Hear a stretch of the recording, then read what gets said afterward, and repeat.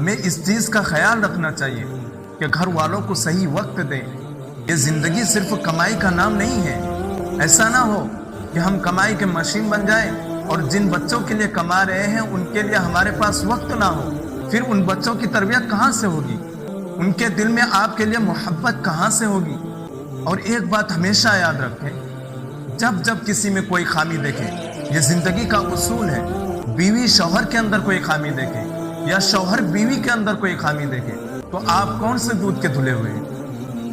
یا تو ایسا ہوتا کہ آپ فرشتے ہوتے اور آپ کی بیوی انسان، یا آپ کی بیوی فرشتہ ہوتی اور آپ انسان۔